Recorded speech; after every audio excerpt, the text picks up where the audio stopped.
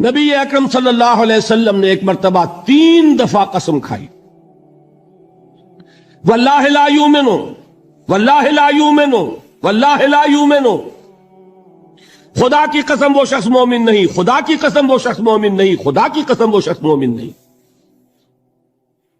واقعہ یہ ہے کہ ہم تصور نہیں کر سکتے کہ صحابہ کیسے لرز گئے ہوں گے، کانپ اٹھے ہوں گے، کون وہ بدبخت ہے، کون وہ شقی ہے جس کے بارے میں اللہ کے رسول 3 دفعہ قسم کھا کر فرما رہے ہیں کہ وہ صاحب ایمان نہیں۔ قیل من یا رسول اللہ، کسی نے ڈرتے ڈرتے پوچھا ہوگا اے اللہ کے رسول کس کے بارے میں ارشاد فرما رہے ہیں؟ اب جواب سنیے، الذی لا یامن جارہ بوائقہ، وہ شخص کے جس کی ایذا رسانی کی وجہ سے، جس کی بدخلقی کی وجہ سے اس کا پڑوسی امن میں نہیں ہے۔ یہ کوئی گناہ کبیرہ ہے؟ آپ کی فہرست میں تو گناہ ہی نہیں، کبیرہ کیا سوال، صغیرہ بھی نہیں۔ زیادہ زیادہ آپ یہ کہیں گے کہ ذرا بد اخلاقی ہے، کج خلقی ہے، بس اچھا کردار کا معاملہ نہیں ہے، یہ کہیں گے، گناہ کی فہرست میں نہیں آئے گی بات۔ کبیرہ بہت بڑی شے ہے، لیکن اس پر اللہ کے رسول نے 3 دفعہ قسم کھائی، ایمان نہیں ہے، ہرگز نہیں ہے، خدا کی قسم نہیں۔ فرمایا حضرت انس ابن مالک نے، یہ روایت جو میں نے آپ کو ابھی سنائی ہے، یہ کوئی ایسی ویسی روایت نہیں ہے، متفق علیہ ہے، بخاری اور مسلم دونوں میں موجود، ٹھیک ہے۔ وہ حضور کے خادم خاص ہیں، جیسے ذاتی کوئی ہوتا ہے معاملات میں مدد کرنے والا، خدمت کرنے والا، وہ ہے انس ابن مالک۔ چونکہ ان کا تعارف ہو گیا ہے رضی اللہ تعالیٰ عنہ، تو ایک بات پہلے اور سنا دوں، جو بچہ اپنے اس بچپن سے لے کر 9 برس کی عمر تھی جب آئے حضور کے پاس، انتقال کے وقت عمر کتنی ہوگی؟ 19 برس، 10 برس حضور کی خدمت میں رہے۔ پہلے تو حضور کے اخلاق کی جو گواہی وہ دے رہا ہے وہ اس کی زبان سے سنیے کہ میں 10 برس حضور کی خدمت میں رہا، کسی بات پر ڈانٹنا تو کجا، حضور نے کبھی مجھ سے یہ بھی نہیں فرمایا کہ اے انس تم نے وہ کام کیوں نہیں کیا۔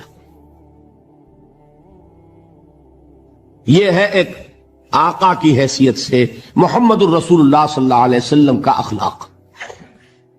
اگر نہیں کیا خود کر لیا، کوئی ڈانٹ ڈپٹ نہیں۔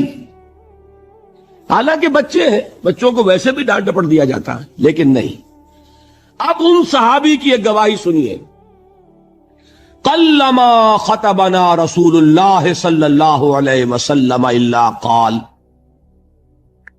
فرماتے ہیں کہ شاذ ہی کبھی ایسا ہوا ہوگا کہ حضور نے کبھی خطبہ ارشاد فرمایا ہو اور اس میں یہ الفاظ نہ ہو۔ الفاظ سمجھ رہے؟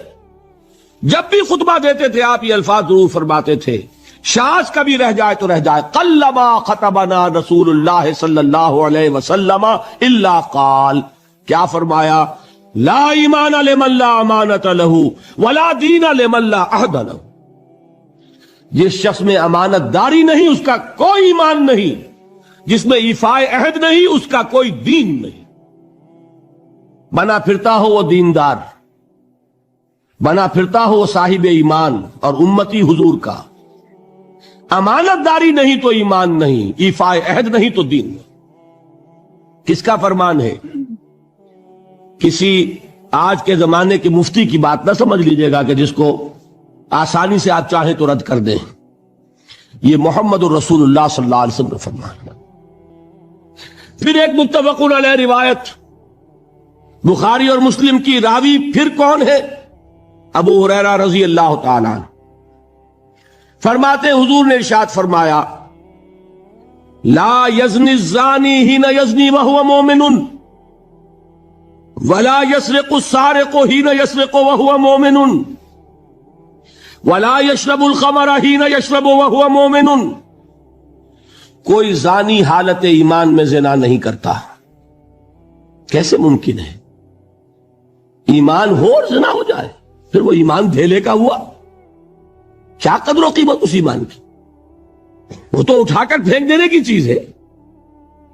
ایمان اور اخلاق پہ اثر انداز نہ ہو، ایمان اور کردار کو نہ بدلے، ایمان اور عمل کو نہ بدلے تو کس مرض کی دوا؟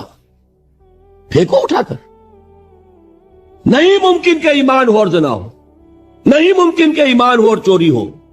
لا یسرق السارق حین یسرق وہو مومن.